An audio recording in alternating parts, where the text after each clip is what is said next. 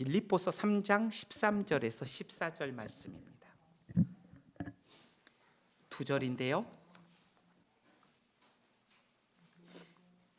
빌립보서 3장 13절에서 14절 말씀입니다. 저희가 짧기 때문에 같이 읽겠습니다. 형제들아, 나는 아직 내가 잡은 줄로 여기지 아니하고 오직 한 일, 즉 뒤에 있는 것은 잊어버리고 앞에 있는 것을 잡으려고 푯대를 향하여 그리스도 예수 안에서 하나님이 위에서 부르신 부름의 상을 위하여 달려가노라. 아멘. 바울은 30년 정도의 선교 사역을 이제 지나왔고, 그가 주님 앞에 가기 전 한 6, 7년 전 이 편지를 기록하지 않았을까라고 사람들이 이야기합니다.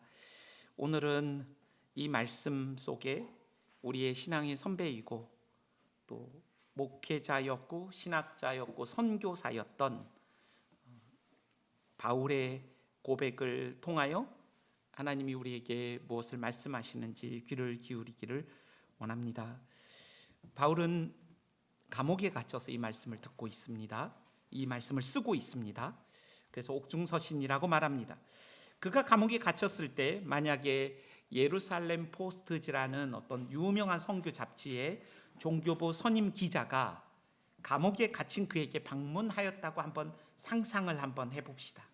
그리고 그 감옥에 가기 전 드디어 기독교의 거장, 필설로 담을 수 없는 위대한 선교의 업적을 가진 그 바울 선교사의 그 인터뷰를 앞두고 종교부 선임 기자는 가슴 뛰는 설레임이 있었을 것입니다. 그리고 그에게 어떤 질문을 던질까, 그리고 그는 어떤 대답을 할까 하는 그런 기대와 설레임으로 그는 바울을 찾아갔습니다. 그리고 그는 상상해 보았습니다. 바울에게 지금 살아온 날보다 이제 죽을 날을 더 가까이 두고 있는 당신의 가장 간절한 소원이 무엇입니까? 라고 묻는다면 그는 어떻게 대답을 할까? 아마도 그는 상상했을 것입니다.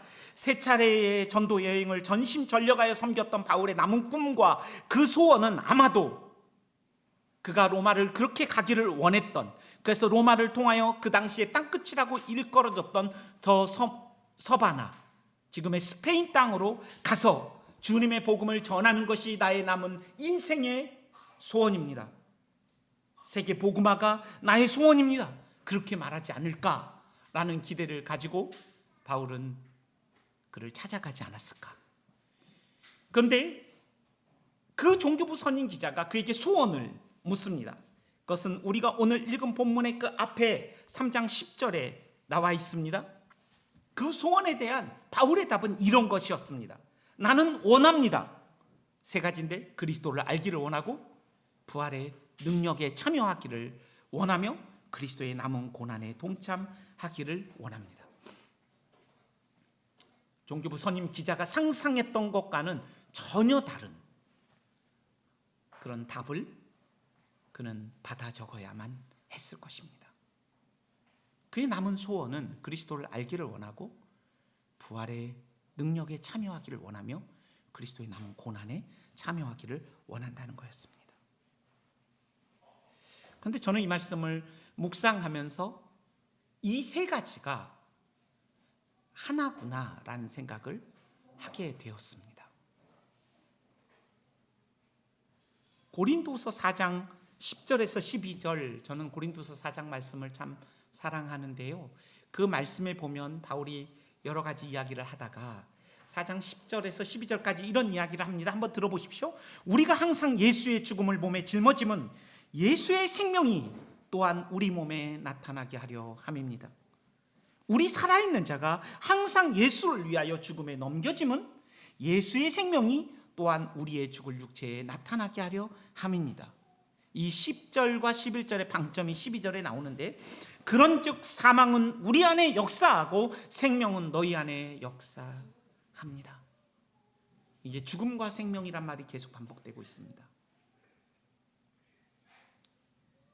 마치 그리스도의 고난에 참여함과 부활의 권능이 우리가 읽은 3장 10절에서 반복되고 있는 것처럼 바울은 그렇게 말하고 있는 것입니다. 어쩌면 예수 그리스도의 그 남겨주신 말씀, 너희가 나를 따르려거든 너희는 날마다 십자가를 지고 자신을 부인하라는 그 말씀에 대한 바울의 재해석이 오늘 고린도후서 4장 10절에서 12절 말씀이라는 생각이 듭니다. 내 몸에, 들어보십시오. 얼마나 구체적입니까? 내 몸에 예수 죽인 것을 짊어지면, 우리 살아있는 자가 항상 예수를 위하여 죽음에 넘겨지면, 예수의 죽음이라는 거, 그 십자가, 자기 부인이라는 것이 추상적이지 않고 내 몸에 짊어지는 것이랍니다. 내 손에, 내 말투에, 내 눈빛에, 내 태도에, 나의 그 말의 그 톤과 뉘앙스에, 나의 시간 사용에, 내 물질 사용에, 내 에너지를 쏟는 것, 한 사람을 대하는 그 모든 전 인적, 전 존재적인 전 삶에 예수를 죽인 그것이, 십자가가 자기 부인이 담겨 있을 때 어떤 일이 일어나냐면, 아주 구체적으로 내 몸에 자기 부인과 십자가가 담겼던 것처럼 내 몸에 예수의 생명이 나타난다는 겁니다. 그러므로 바울은 그리스도의 남은 고난, 그 십자가를 날마다 지고 살아감을 통해서 부활의 능력을 경험했고, 그를 통해서 그리스도를 알아갔던 것입니다. 그의 소원은 그리스도를 알아가는 것이었어요. 근데 그리스도를 알아간다는 것은 그냥 머리로 책을 읽고 정보를 더 많은 지식을 얻는 것이 아니라 일상의 삶에 구체적으로 그리스도의 십자가와 자기 부인이라는 남은 고난에 동참함으로써 그 안에 깃드는 부활의 능력을 경험하면서 그리스도를 알아갔던 것이 아니겠는가 라는 생각을 해보게 됩니다. 여러분, 이 말씀을 고린도후서 4장의 앞쪽을 보면 이 세상의 신이 사람들의 눈을 어둡게 하여 복음의 영광의 광채를 보지 못하게 했다고 말합니다. 여러분, 그러니까 이 세상의 사람들은 왜 우리가 예배하는 하나님을 보지 못하냐면, 이 세상의 신, 즉 사탄이 그들의 눈을 가린 것입니다. 이것은 바울의 다메섹 도상에서 눈에 비늘이 떠졌던 그 경험을 가지고 자신이 경험했던 복음을 설명하고 있는 것입니다. 영광스러운 복음의 광채이신 그리스도를 자신이 볼 수 없었던, 그래서 회방자요, 핍박자요, 포악자로 살 수밖에 없었던 자신의 삶을 생각해보면, 이 세상의 신 어두움을, 그 사탄이 우리의 눈을 가려서 눈 봉사와 같이 그 영광을 보지 못하게 했던 그 자신의 과거를 되뇌이면서 고백하고 있는 것입니다. 그런데 그리스도를 보고 나니까 이 고린도서 4장에 보면 그가 말합니다. 이제 나는 예수가 주 되신 것과 나는 그들의 종된 것을 전파한다. 그의 삶이 분명해졌습니다. 그리스도가 주인이 되시고 나는 그리스도와 또 이 땅에 함께 살아가는 그들의 종이 되는 삶을 증거하는 것이 자신의 삶의 목표였다고 말합니다. 고린도서 3장 18절로 가면 저희가 주의 영광을 보매 영광에서 영광으로 변화되었다, 이런 말을 합니다. 그러니까 보는 것과 지금 관련이 있는데요, 우리가 그 영광의 광채를 보지 못하다가 우리의 눈을 열어 그리스도의 그 영광을 보게 되면 어떤 일이 일어나냐면 영광에서 영광으로 변화되는 거예요. 부부가요 서로 닮아갑니다. 진짜 닮아가는 것 같아요. 자꾸 보면 닮아갑니다. 물론 제 아내와 저는 몸매 빼고 좀 닮았습니다. 네, 몸매는 어떻게 감당이 안 돼. 아내는 좀 말랐고 저는 닮아가는 거죠.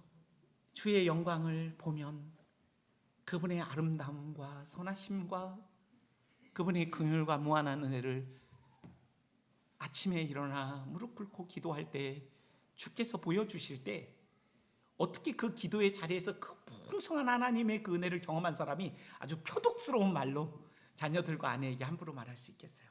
그거는 불가능한 것이죠.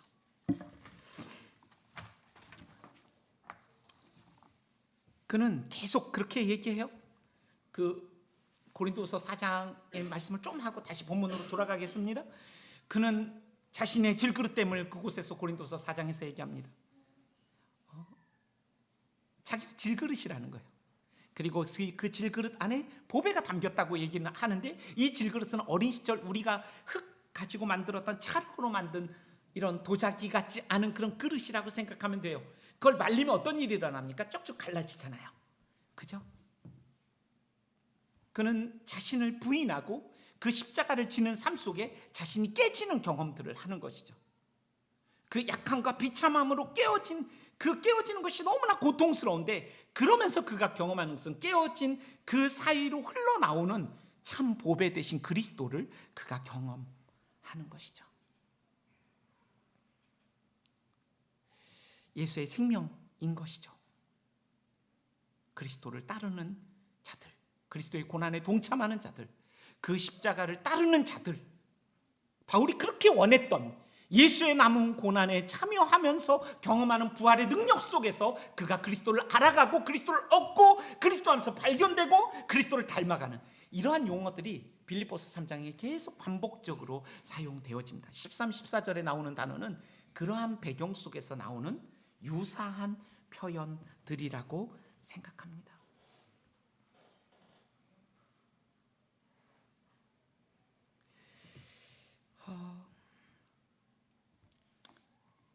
주 안에 사랑하는 여러분, 우리가 지금 제자의 삶을 살아가는 이유는 무엇입니까? 왜 바울은 이런 소원을 가지고 자신의 소원을 그렇게 이야기하고 있는 것일까요? 세상적으로 가치 있는 것들이 많이 있지만, 그리고 그것들이 의미 없는 것이 아니지만, 이제는 그것과 비교할 수 없는 또 다른 하나의 탁월한 가치를 발견했기 때문이라고 얘기하는 거죠. 그래서 바울은 빌립보서 3장 우리가 읽지 않았지만 이 세상의 모든 것들을 배설물로 여겼다고 말하고 있는 것이죠. 그런데 그가 배설물로 여긴 것은 그의 학벌이고 그의 경험이고 그가 가지고 있는 수많은, 나면서부터 로마인이었고 그가 가말리엘 문중에서 최고의 학벌을 자랑하는 그 모든 것이 지금 필요 없어서 배설물로 여긴 것이 아니라 여전히 유용하지만 그것을 배설물로 여길 수 있었던 그 탁월한 그 무엇이 있었다고 그는 이야기하고 있는 것이죠. 이 시대를 평등사회라고 합니다. 평수와 등수가 모든 것들을 결정하는 이런 시대에도 우리가 더 이상 경쟁할 필요가 없고, 경쟁은 동물이나 하는 것이라고 우리가 믿고, 내 옆에 나를 불편하게 하는 타자, 다른 사람이 없이는 내가 존재할 수 없음을 알고 그들의 필요를 채우기 위하여 존재하는 것처럼 살아가는 삶이 우리에게 가능한 것은 예수 그리스도 때문이라고 오늘 본문이 우리에게 말하여 주는 것이죠.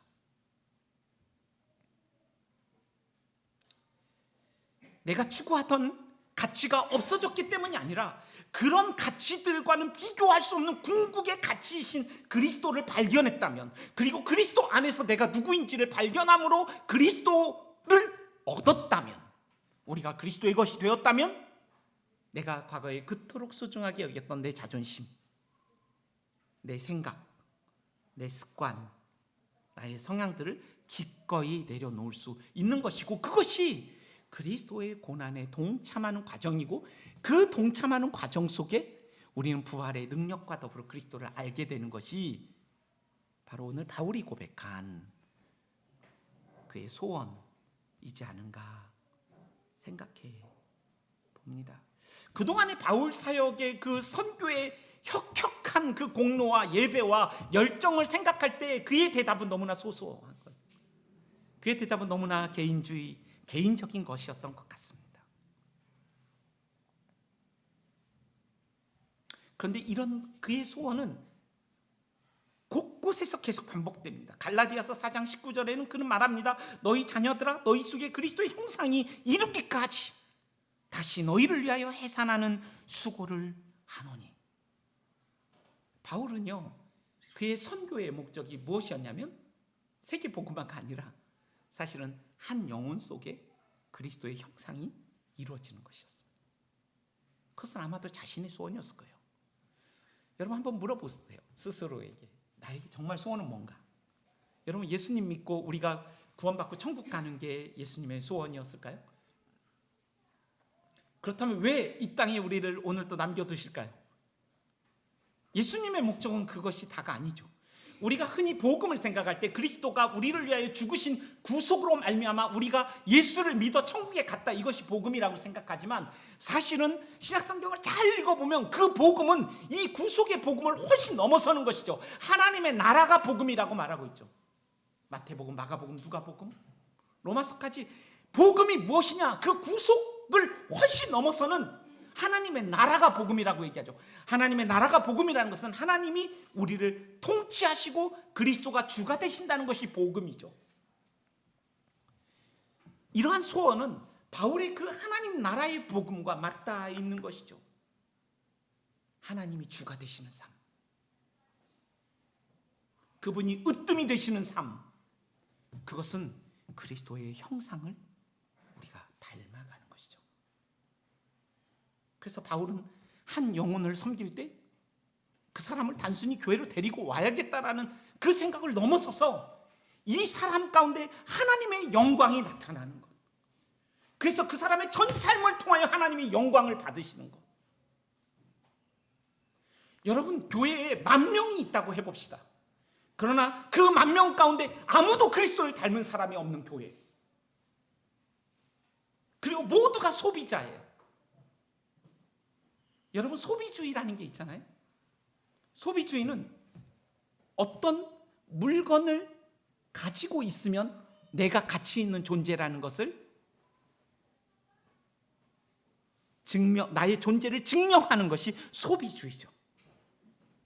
아주 교회 안에도 은밀하게 들어와 있는 세계관이죠. 그러니까 평수와 등수가 모든 걸 결정한다고 믿고 사는 것이죠. 하나님이 나를 사랑하신다는 것보다 그런 것들이 훨씬 더 위로가 되죠. 내가 무엇을 갖고 있는가, 다른 사람이 나를 어떻게 인정하고 있는가, 그래서 끊임없이 자기 존재 증명을 위하여 살아가는 것, 누가 나의 그 자존심을 건드리면 견딜 수 없는 것, 그것이 나의 큰 기쁨과 슬픔이 되는 것.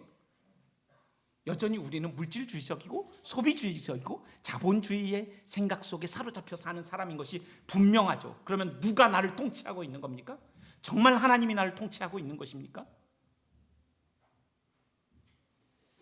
그래서 바울의 선교의 목적이고 목회의 목적이며 섬김의 목적이며 자신의 구원의 목적이며 선교의 모든 창조와 구원의 목적이라고 여겼던 것이 바로 이 하나님의 영광, 그리스도와 관련이 있는 것이죠. 그래서 그는 계속 반복하고 있는 거예요. 너무나 많죠, 그런 말씀 구절들은. 그래서 생각해 보는 거예요.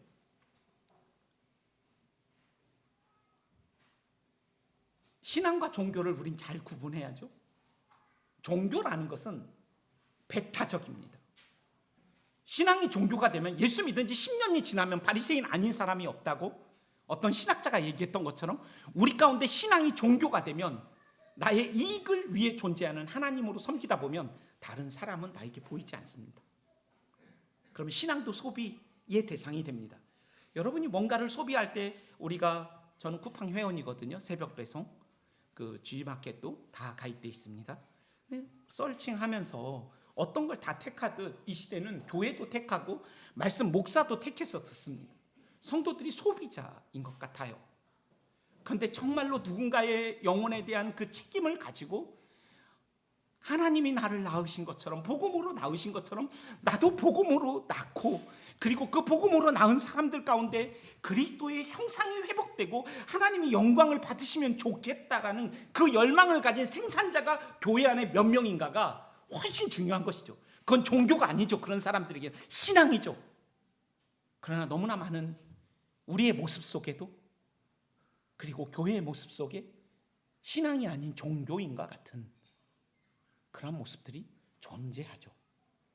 그 사람의 가슴 속에 진짜 바울이 가졌던 이런 열망, 그리스도의 고난에 동참하고 그 부활의 능력을 경험하면서 그리스도를 알아가고 그리스도 안에서 발견되어지는 그 기쁨, 내가 하나님의 사랑을 받고 있다는 그 기쁨, 속에서 살아가고, 또 나와 같이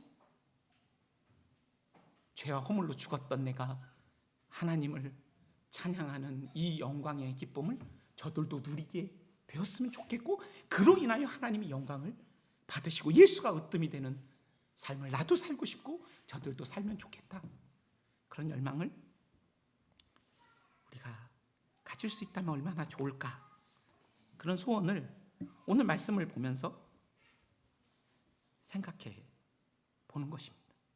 그래서 하나님의 형상 없는 하나님의 선교는 불가능하다, 저는 그렇게 믿고 있습니다. 하나님의 형상이 없는데 어떻게 하나님의 선교가 가능한가?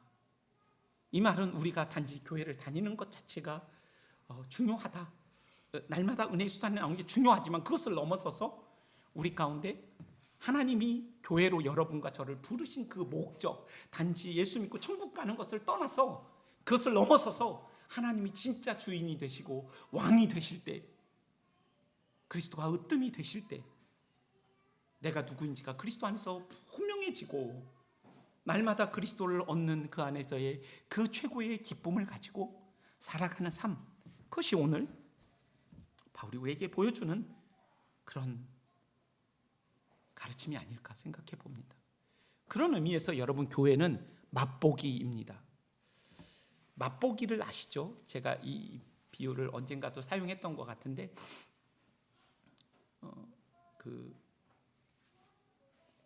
그런 거잖아요. 옛날에 엿 파는 아저씨들이 이렇게 호박엿 조금 떼주고 애들을 꼬시는 거 있잖아요. 일단 먹이잖아요. 그러면 애들이 그 맛에 취해서 집에 가서, 저의 과거는 그랬어요. 누나의 사회과 부도는 잘 안 쓰거든요. 그런데 무겁고 종이가 좋아요. 아주 지도. 그걸 파는 거예요. 그리고 나중에 누나가 찾을 때는 죄송합니다, 이런 저급한 말을 그냥 모른 척하는 거죠. 그리고 뭐가 들어있는 것도 버리고 병을 갖다 주죠. 그 내용물이 더 비싼 건데 사실은 옛날에 고무신도 갖다 바치고, 그래서 아저씨들이 고무신 한 짝을 많이 갖고 있었죠. 그래서 많은 강아지들이 어려워했잖아요. 이놈의 강아지가 그 고무신을 가져갔다고 아버지가 개를 패는 일들이 많이 있었죠. 개가 아주 억울했던 그 엿장수 아저씨 때문에, 맛보기 때문이죠. 그게 다. 그죠?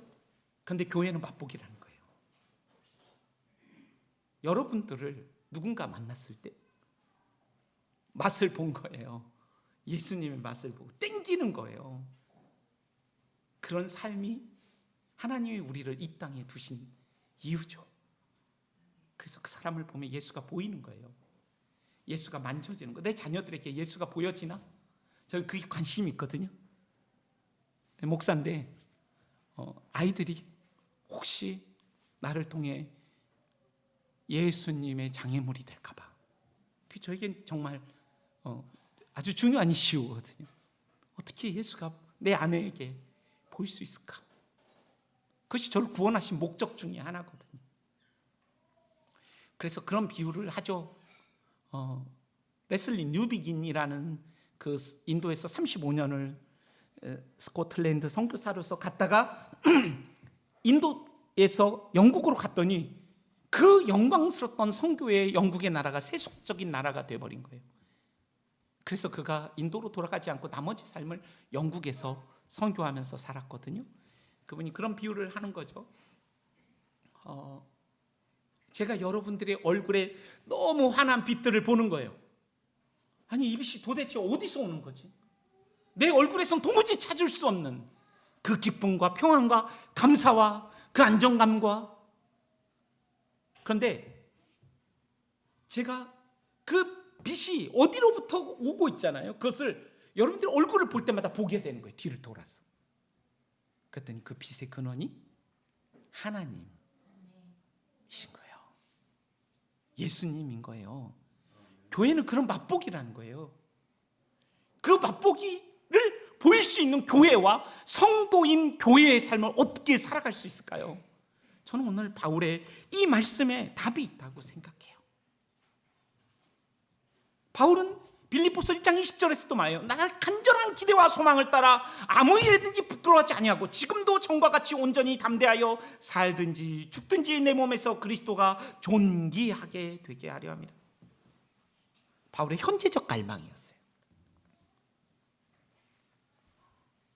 예수님을 믿은 지 10년이 되었든 20년이 되었든 50년이 되었든 그에게 소원을 묻는다면 그는 예수가 으뜸이 되는 삶. 103세에 돌아가신 방지일 목사님이라고 계세요. 우리나라 1호 선교사세요.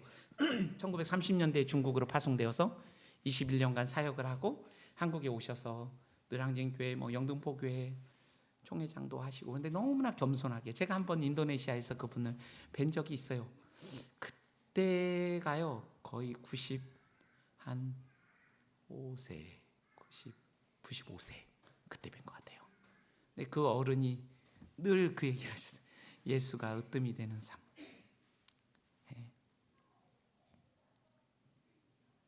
그래서 이 빌립보서 3장을 여러분들이 나중에 다시 읽어보시면 그의 소원은 오늘 13, 14절에서 나온 그 표대 부름의 상 이렇게 표현되어 있지만 그리스도와 관련이 있어요. 그래서 빌립보서 3장을 읽어보면 그는 자신의 소원을 오직 한 가지 그리스도를 아는 것이라고 말하고 그분을 얻을 수만 있다면 모든 것들을 나는 배설물로 여기겠다. 해로 여기겠다. 배설물을 넘어서서 해로 여기겠다는 거예요. 그분을 얻을 수만 있다면, 그분 안에서 발견될 수 있다면 어떤 대가도 치르겠다. 어느 누구의 인정을 받지 못해도 괜찮다. 이렇게 얘기하는 거예요. 여러분, C.S. 루이스라는 사람이 10살 때에 암으로 엄마를 잃거든요. 그리고 예수님을 떠납니다. 그리고 나중에 옥스퍼드의 영문학 교수가 되어서 그가 예수님을 믿게 됐는데 그가 60세 때인가요? 그 세계적인 저자였으니까 미국의 어떤 소설가였나? 그 여자가 이 남자를 너무 좋아했어요. C.S. 루이스의 작품을. 그래서 실제로 영국으로 왔어요. 이 미국 여자가. 그래서 이 아내가 아니죠. 그 여자가 C.S. 루이스를 굉장히 좋아했는데 C.S. 루이스가 이 여자가 이제 불법 체류자가 될 수 있는 위기가 됐거든요. 그런데 이 여자를 위해서 가짜 결혼 신고를 해요.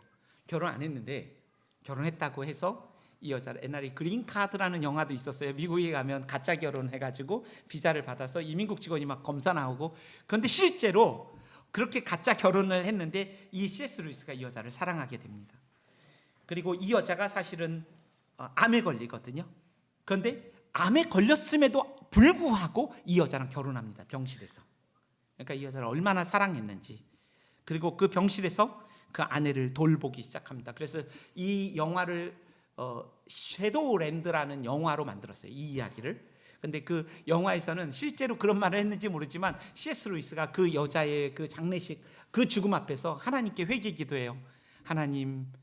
하나님보다 이 여자를 더 사랑했던 것을 용서해 주십시오. 그런데 이 여자가 죽고 나서 장례식에서 C.S. 루이스가 이런 말을 합니다. 아내는 죽고 나는 살았다. 그러나 우리는 아무것도 잃지 않았다. 왜? 우리는 그리스도를 얻었기 때문이다. 그러면서 그 사람 또 얘기해요. 두 사람이 있는데 한 사람은 기도하는 족족 응답되는데 한 사람은 기도해도 응답이 되지 않는다. 그러나 똑같다. 왜? 우리가 그리스도의 것이 되었기 때문이다. 우리가 그리스도를 얻었기 때문이다. 그 자신보다 더 사랑했던, 주님보다 더 사랑했던 아내의 죽음 앞에서도 정말 애통하고 슬퍼했지만 그가 그 슬픔만큼이나 아니면 그 슬픔보다 더 강력했던 것은 소망이었죠. 슬프지 않아서가 아니라 그 슬픔을 압도하는 그 더 큰 소망은 우리가 그리스도를 얻었기 때문이라고 그가 이야기했어요. 잃을 것이 없는 삶이죠. 더 이상 잃어버릴 것이 없는 삶. 그렇다면 어떻게 우리가 이 그리스도를 이렇게 얻는 삶을 살 수 있겠습니까? 어떻게 그 표대가 되시는 그리스도와 그 부름의 상을 향하여 오늘 또 한 걸음을 내딛는 삶을 살 수 있을까요? 저는 오늘 간단하게 한 3가지를 얘기하고 마칠 거예요. 그리스도를 얻기 위해서는 옛것을 잊어버리는 일이 선행되어야 한다고 바울이 오늘 얘기했어요. 옛것은 잊어버리고 앞에 있는 부름의 상을 향하여 나아갈 것이다. 그러니까 여러분, 놓기 전에는 잡을 수가 없습니다. 두 손에 모든 것들을 꽉 쥐고는요, 새로운 물건을 잡을 수가 없는 법입니다.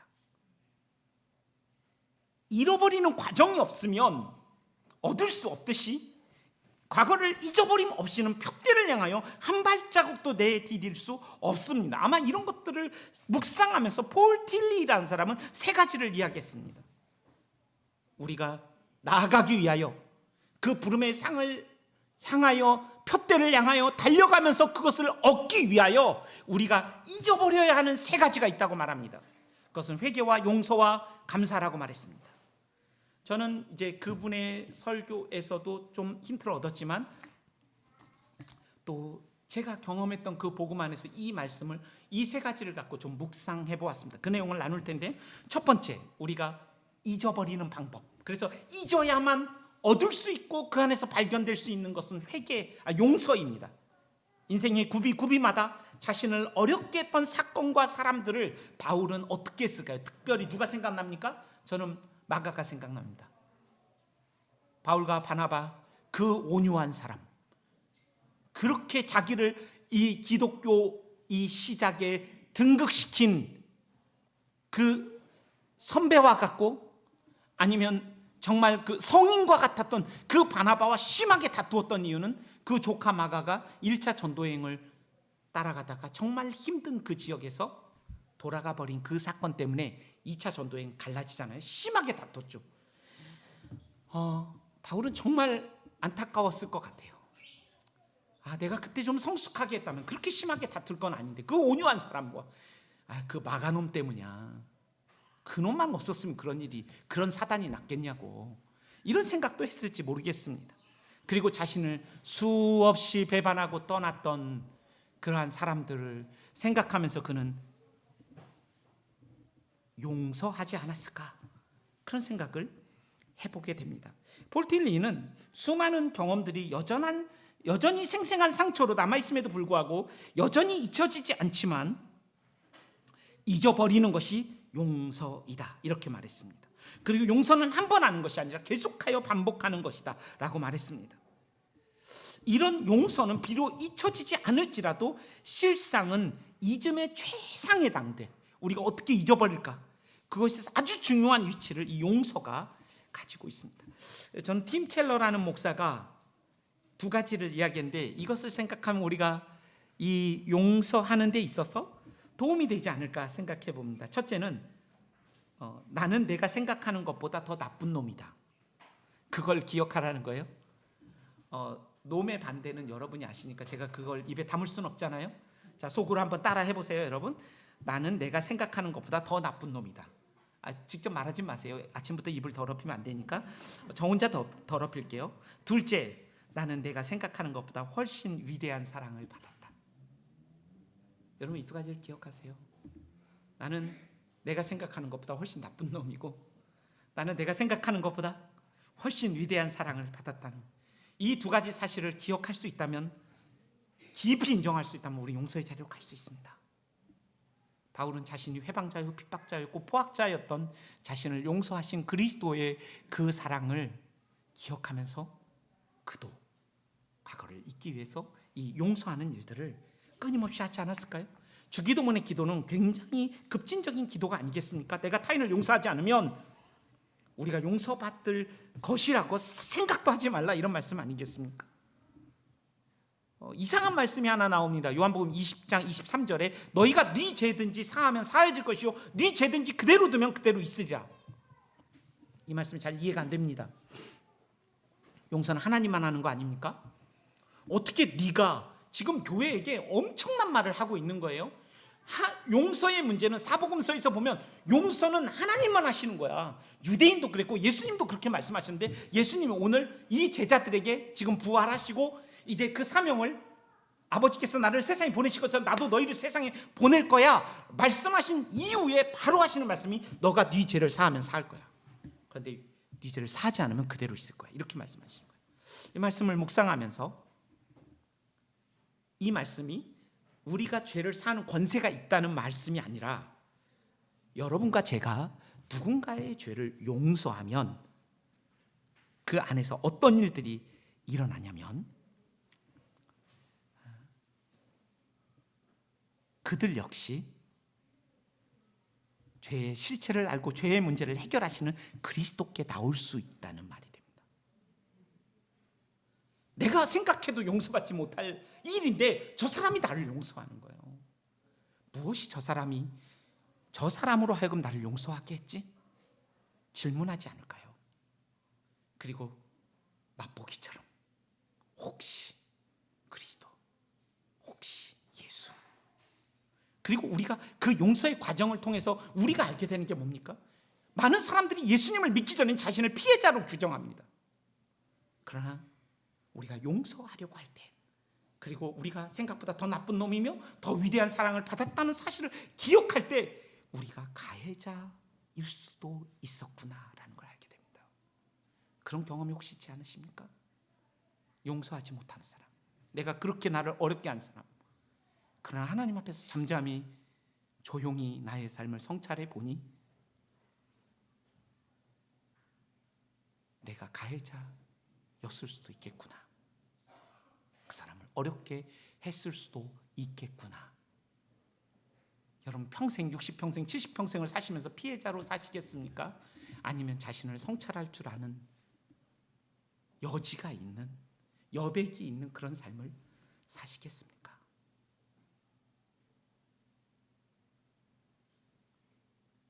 그리고 그 용서의 작업을 하면서 뭘 깨닫게 됩니까? 두 번째로 넘어가게 돼요. 다 자연스럽게 내가 그 사람을 용서하지 못하는 동안 내 마음속에서 끊임없이 그를 죽이고 그를 미워했고 그 미움이 나를 상하게 했다는 사실을 알게 되죠. 용서는 회개와 한 짝이에요. 진정한 용서가 어디에서 나올까요? 회개에서 나옵니다.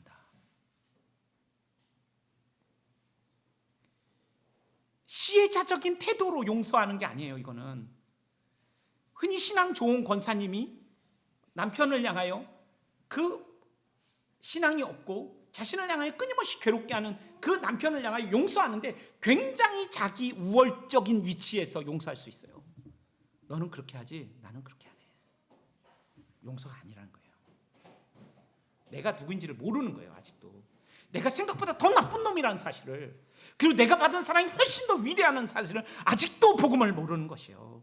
그리고 그 복음인 그 실체인 그리스도가 내 삶의 진짜 주인이신가, 주님이 나를 통치하고 계시는가, 이 질문 앞에 다시 서야 되는 것이죠.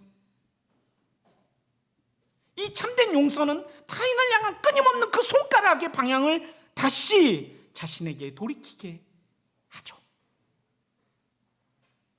그리고 나를 용서하신 하나님,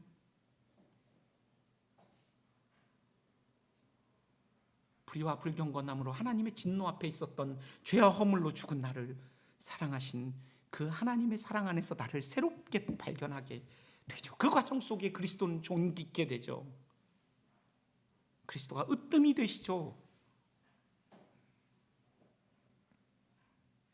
여러분, 우리가 과거를, 미래를 알지 못하지만 하나님께서 주신 큰 선물 중에 하나는 우리 자신을 돌아볼 수 있게 하셨다는 거예요. 그게 성찰이죠.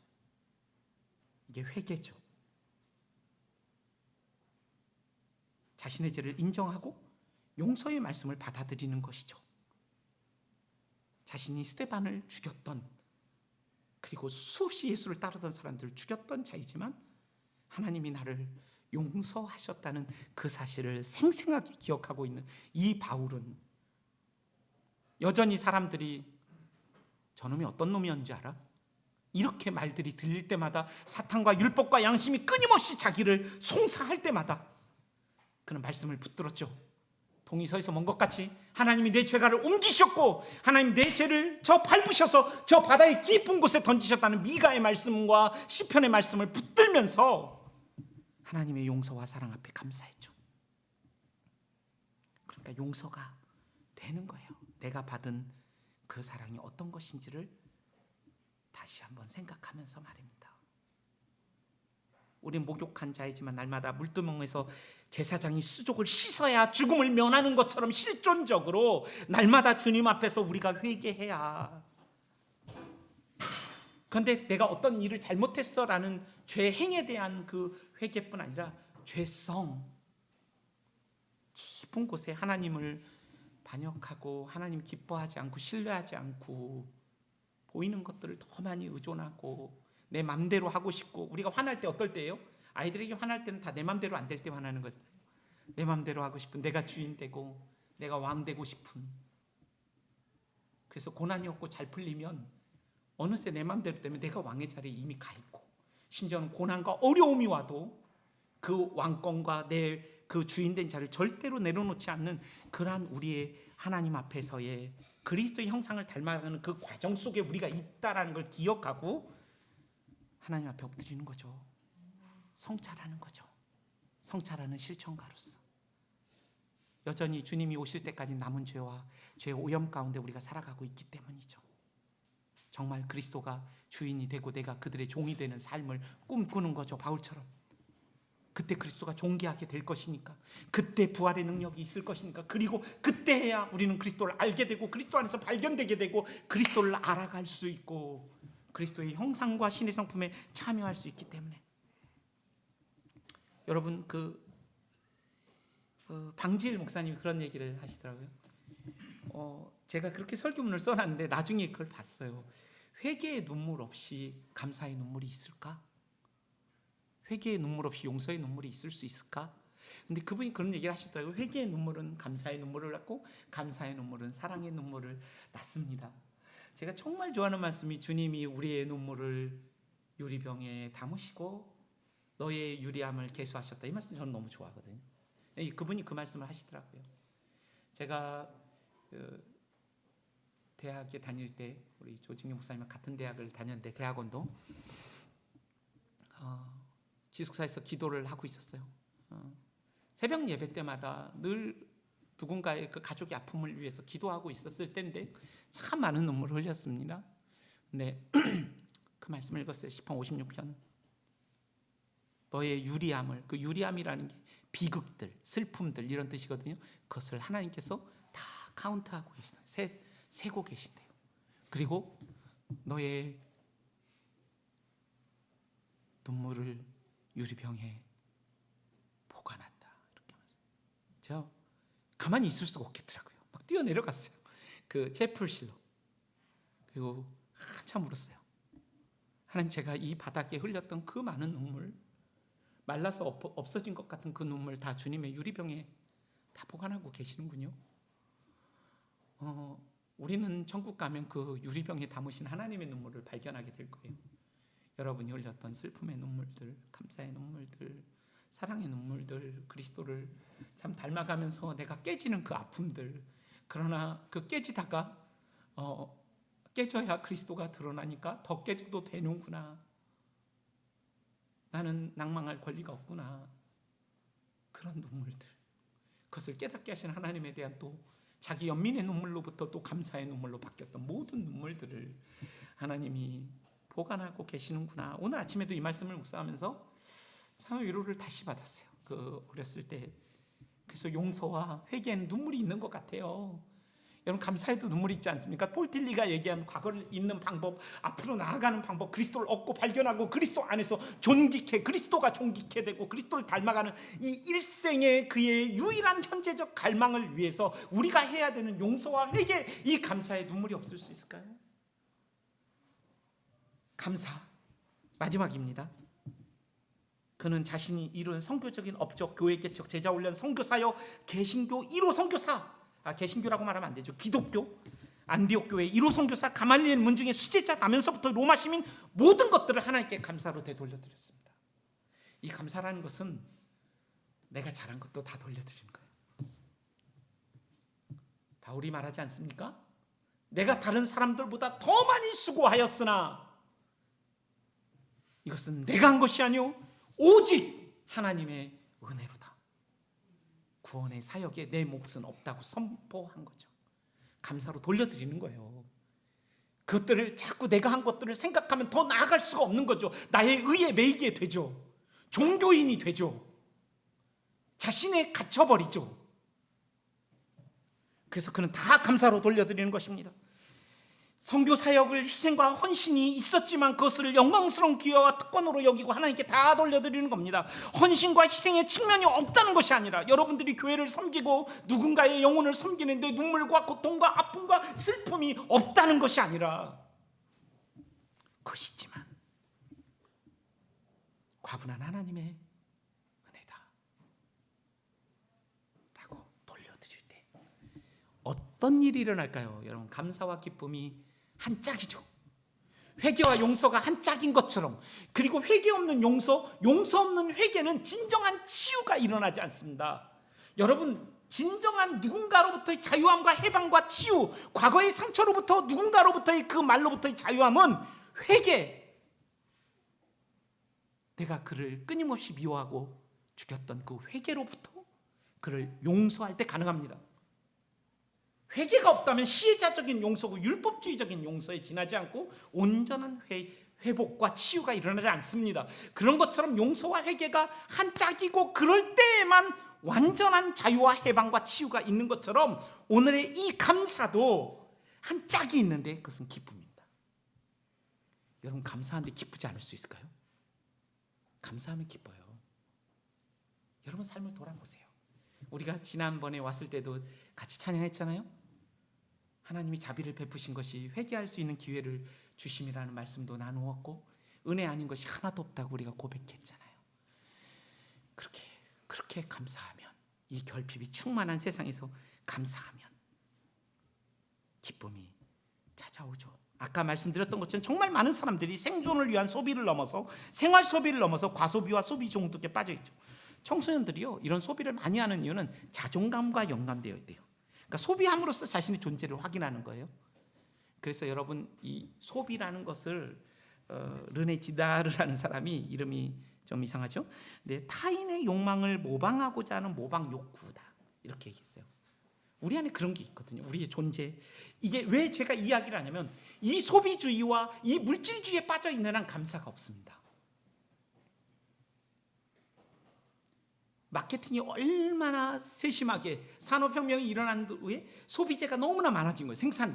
그런데 수요가 많고 공급이 적으면 선전할 필요가 없지만 공급이 너무 많은 거예요. 이 산업혁명 이후에 생산은 계속 돼야 되는데 공급은 많은데 이 수요가 적은 거예요. 그래서 마케팅을 통하여 수많은 홍보와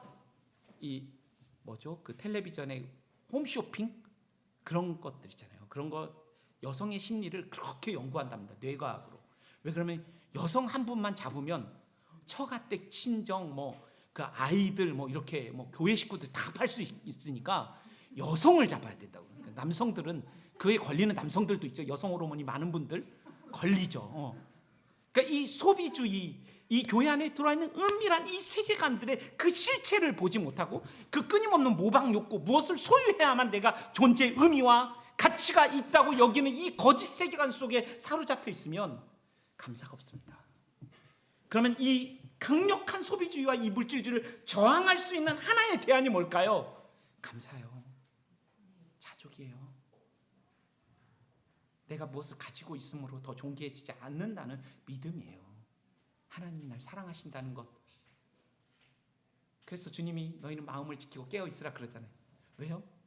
이 사실, 하나님이 아들을 아끼지 않으시고 너희를 사랑하셨다는 이 진리를 자꾸 잊어버리게 되거든요. 자꾸 세상에서 나의 존재의 의미와 가치를 다른 것들로 그냥 채우면서 살아가거든요. 그래서 세상의 평가, 그리고 나도 나를 평가하고, 그러나 하나님 말씀하시죠. 심지어는 너를 평가하는 것도 합당치 않아. 가장 객관적인 평가, 너를 만들고 너를 알고 있는 내가 평가하는 것이 가장 정확해. 그 평가는 뭡니까? 내가 너를 잠잠히 사랑하며 내가 너로 인하여 기쁨을 이길 수 없어. 막 백덤블링 하시고 난리 나는 거죠. 주님 우리 보시면서. 보면 그렇게 기쁘고. 제가 우리 자식들한테 얘기해요. 제 자식이 이번에 사고를 쳤거든요. 저희는 오락을 안 시키거든요. 그런데 첫째, 둘째가 이제 그 인터넷이 안 되는 전화기를 쓰다가 첫째는 이제 풀어줬어요. 고2인데, 고1인데 근데 얘네들이 음악을 들으니까 막내 5학년이 음악을 듣고 싶다고 그래서 제 핸드폰 옛날 걸 줬더니 얘가 이런 말 하고 다니지 말라고 그랬는데 하여튼 얘가 한 거예요. 구글 그 게임을 한 20몇만 원 썼더라고요. 근데 다른 집 얘기 들어보니까 굉장히 양호한 거라고 그러더라고요. 7, 80만 원, 뭐 100만 원 다 찾았어요. 제가 다 보내가지고 다 찾았는데 제가 얘기했어요. 혼내지 않았어요. 아이들이 연약할 때 정말 좋은 기회가 되겠더라고요. 그래서 제가 얘기했어요. 너의 행동은 마땅하지 않고 합당하지 않은데 너는 마땅해, 합당해 아빠에게. 그래서 잘 생각해보자. 네가 아빠와 엄마의 신뢰를 이렇게 깰 만큼 그것이 그렇게 기뻤다면 왜 그랬을까? 앞으로 이 게임을 안 할 거면 그 시간들을 어떻게 보낼까? 많이 한 것도 아닌데 그 짧은 시간에요. 그렇게 돈이 나가더라고요. 3만 천 원, 2만 천 원. 선수를 산 거예요. 손흥민 선수 사고 뭐 축구 게임 잠깐 한 거예요. 한 4번밖에 안 했는데 그게 뭐 하루에 16만 원 써요. 3만 천 원, 2만 천 원 선수를 부른 거예요. 전 새로운 세계를 이번에 또 알았어요. 구글.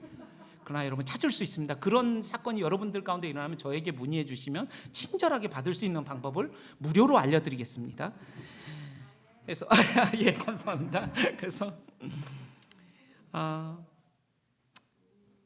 여러분 세상 경제와 이런 기업의 성패는요 수요를 촉진시키는 데 있대요. 소비자를 불안하게 하고 허위 욕망을 막 부추겨야 되는 거예요. 그런데 이 시대에 하나님이 되어버린 이 소비와 물질주의와 후기 자본주의의 가장 강력한 저항의 방법은 자족이고 감사입니다. 그럼 기쁨이 옵니다. 말씀을 마치려고 합니다. 우리는 어떻습니까, 여러분? 정말 하나님의 통치를 받으면서 그리스도가 주가 되셔서 그리스도가 으뜸이 되시는 그런 삶, 그리스도 안에서 발견되고 그리스도를 얻고 신의 성품에 참여하고 맛보기로서 사는 그 삶을 위하여 우리는 오늘 용서하고 회개하고 감사하고 있습니까? 여러분 과분합니까? 여러분의 인생이 그렇게 느끼실 수 있습니까? 정말 부족함이 없다고 주님 앞에 그렇게 고백할 수 있겠습니까? 그리스도를 알아가고 있다면, 그리스도 안에서 발견되고 있다면 그 고백 여러분도 저도 할 수 있을 겁니다.